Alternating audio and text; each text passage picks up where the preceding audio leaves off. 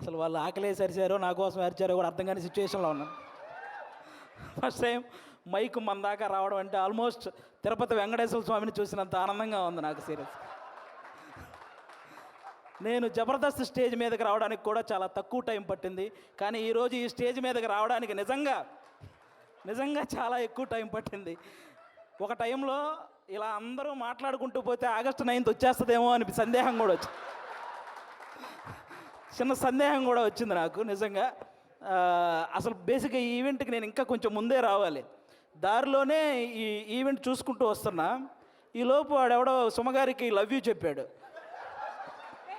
మాదాపూర్ వెళ్ళాల్సిన వాడిని అటు మణికొండ వెళ్ళి తిరిగి మళ్ళీ రివర్స్ అయ్యి వచ్చారు. ఎందుకంటే రాజీవ్ కనకాల గారే ధైర్యం చేయరు సుమగారికి చెప్పడానికి. అలాంటిది అతను ధైర్యం చేశాడు. అది సీరియస్గా సాహసం అనే చెప్పాలి అది. ఓకే, ఈ సినిమా నువ్వా వద్దు చాలు మళ్ళీ చెప్తావేంటి? ఓకే, ఈ సినిమాలో నేను చేయలేదు. ఈరోజు ఈ ఫంక్షన్కి రావడానికి ఒకే ఒక్క రీజన్, మా నాగబాబు గారు అమ్మాయి ప్రొడ్యూస్ చేసింది కాబట్టి ఈరోజు ఇక్కడికి రావడం జరిగింది అంతే. అంటే ఆయన తన తమ్ముడు కళ్యాణ్ గారి గురించి తప్ప తన గురించి ఏమాత్రం ఆలోచించుకోకుండా నిస్వార్థంగా పనిచేసి తన తమ్ముడు సక్సెస్లో ఆయన కూడా భాగమైన మా నాగబాబు గారు అమ్మాయి ప్రొడ్యూసర్గా చేశారు కాబట్టే ఈరోజు ఇక్కడికి రావడం జరిగింది. అంటే మెగా ఫ్యామిలీ అనగానే వాళ్ళని చూస్తే చాలు అనే ఫీల్ ఉన్న మాలాంటి చిన్న చిన్న ఆర్టిస్టులకి నాగబాబు గారు మా అమ్మలందరినీ దగ్గర కూర్చోబెట్టుకొని ఆయన చేతులతో అన్నం కలిపి తినిపించిన రోజులు ఉన్నాయి. అలాంటి మా నాగబాబు గారు అమ్మాయి ప్రొడ్యూసర్గా చేసింది కాబట్టి ఈరోజు ఇక్కడికి రావడం జరిగింది. వాళ్ళ అన్నదమ్ముల గురించి ఎవరైనా తప్పుగా మాట్లాడితే ఆయన అడ్డుగా నిలబడి నన్నేమైనా అనండి కానీ నా అన్నదమ్ముల జోలికి మాత్రం రావద్దని ఒక గోడలాగా నిలబడి ఎప్పుడు వాళ్ళని కాపాడుకుంటూ వస్తున్న మా నాగబాబు గారు అమ్మాయి ప్రొడ్యూసర్గా చేసింది కాబట్టే ఈరోజు ఇక్కడికి రావడం జరిగింది. అంటే ఎప్పుడు అన్నయ్య మంచితనం, తమ్ముడు మంచితనం ఇవే మాట్లాడుకుంటూ ఉంటాం. కానీ వాళ్ళని మాకు ఇంత దగ్గరగా చేసిన మా నాగబాబు గారి మంచితనం కూడా మీ అందరికీ తెలియాలి. అందుకే ఈరోజు ఇది చెప్తున్నాను అనమాట. ఇంకా మీ అందరికీ తెలుసు, నిహారిక గారు ఇప్పుడు కాదు, ఒక 10 years బ్యాక్ మీకు ఒక స్కిట్ చేశారు, డి వర్సెస్ జబర్దస్త్ అని. అందులో నాగబాబు గారి క్యారెక్టర్ చేశారు నిహారిక గారు. ఆ స్కిట్ నేనే రాశాను. ఫస్ట్ టైం ఒక టైమింగ్ అంటే ఎలా ఉండాలి, ఒక పంచ్ టైమింగ్ వేసేటప్పుడు ఆ మాడ్యులేషన్ ఎలా ఉండాలి, ఇవన్నీ కూడా నాకు ఒక రకంగా అలవాటైంది కూడా నిహారిక గారి టైమింగ్ చూసే. నాకు ఆ రోజు నేను స్కిట్ రాసినప్పుడు ఆ విధంగా నిహారిక గారు అప్పటి నుంచి నాకు పరిచయం అనమాట.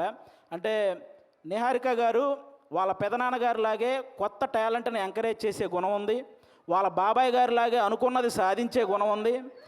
అలాగే వాళ్ళ నాన్నగారి లాగే ఎంత కష్టం వచ్చినా సరే నవ్వుతూ ముందుకెళ్ళే గుణం ఉంది. ఈ మూడు కలిపి ఉంది కాబట్టి ఈరోజు ఇలాంటి సినిమా తీయగలిగింది. అంటే ఇంకో విషయం, వాళ్ళ బాబాయ్ గారి లాగే ట్రెండ్ ఫాలో అయ్యే టైప్ కాదు, ట్రెండ్ సెట్ చేసే టైప్. అందుకే 11 మంది హీరోలను పెట్టి ఒక సినిమా అంటే ఖచ్చితంగా ట్రెండ్ సెట్ చేసినట్టే. అవునా? 11 మంది హీరోలు అంటే ఇప్పుడు రీసెంట్గా మన 11 మంది క్రికెటర్లు మన దేశానికి వరల్డ్ కప్ తెచ్చినట్టు ఈ 11 మంది హీరోలు మా నిహారిక గారికి మంచి విజయాన్ని అందించాలని మనస్ఫూర్తిగా కోరుకుంటున్నాను. మనకు 11 అంటే చాలా గుర్తొస్తాయి, కానీ ఈ సినిమా తర్వాత 11 అంటే ఈ 11 మందే గుర్తొస్తారు.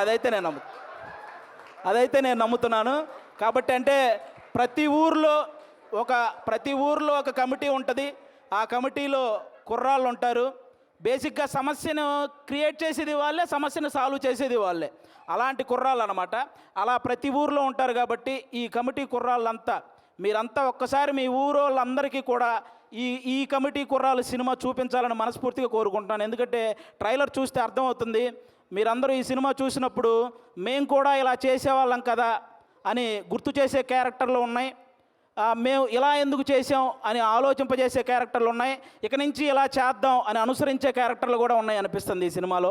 కాబట్టి మీరందరూ కూడా ఈ కమిటీ కుర్రాళ్ళ సినిమా, మీ ఊర్లో ఉన్న కమిటీ కుర్రాళ్ళందరూ ప్రతి ఊరు వాళ్ళని తీసుకెళ్ళి ఈ సినిమా చూడాలని మనస్ఫూర్తిగా కోరుకుంటున్నాను. అలాగే ఈరోజు ఇక్కడికి ఈ సినిమాని ఆశీర్వదించడానికి వచ్చిన మన ముగ్గురు గెస్ట్ల హీరోలు, అంటే వాళ్ళు కథ నేను సెలెక్ట్ చేసుకోవటం కాదు, కథ నన్ను సెలెక్ట్ చేసుకోవాలి అని ఫీల్ అయ్యే 3 గెస్టులు ఇక్కడ ఉన్నారు మనకి. వాళ్ళ 3 వైవిధ్యమైన సినిమాలు చేస్తూ వస్తున్నారు.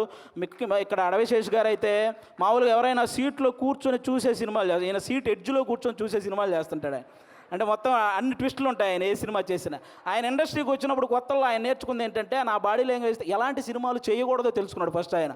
ఆ తర్వాత ఆయన చేసిన సినిమాలన్నీ ఎలాంటి ట్రెండ్ సృష్టించాయో మీ అందరికీ తెలుసు.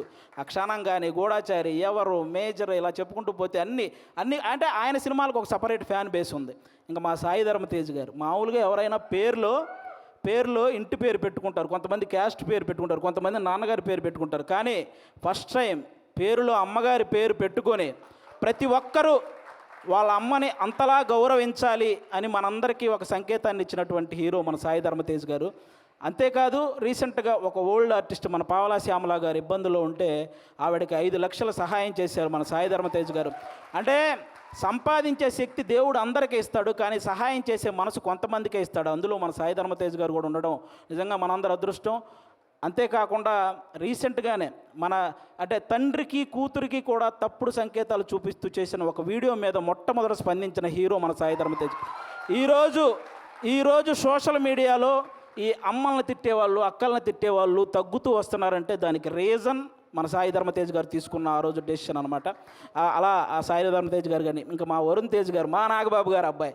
అంటే నేను తొలి ప్రేమ సినిమా ఫస్ట్ నాకు తొలి ప్రేమ సినిమా ద్వారానే సినిమాల్లో ఒక సక్సెస్ వచ్చింది. అది తీసిన డైరెక్టర్ కూడా ఇక్కడే ఉన్నారు, వెంకీ అట్లూరి గారు.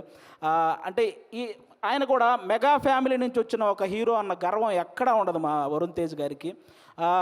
చిరంజీవి గారు లాగే వైవిధ్యమైన కథలను ఎంచుకుంటూ వెళ్తుంటారు. అంటే అప్పట్లో చిరంజీవి గారు రుద్రవీణ చేశారు, గ్యాంగ్ లీడర్ లాంటి సినిమా చేశారు, అలాగే చంటబ్బాయి లాంటి కామెడీ సినిమా చేశారు, ఆపద్బాంధవ్ లాంటి ఒక ప్రయోగమైన సినిమా చేశారు.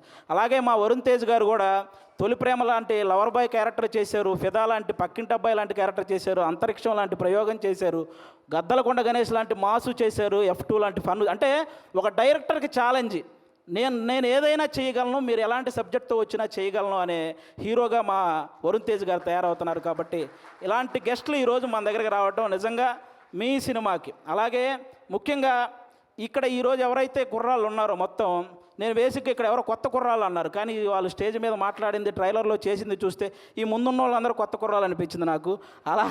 అలా మాట్లాడుతున్నారనమాట. కానీ అస్సలు సినిమా ఎక్స్పీరియన్స్ లేని ఈ టాలెంటెడ్ కుర్రాళ్ళకి సినిమా మాత్రమే ఎక్స్పీరియన్స్ ఉన్న సాయి కుమార్ గారితో కలిసి చేయటం మీ అందరూ అదృష్టం నిజంగా.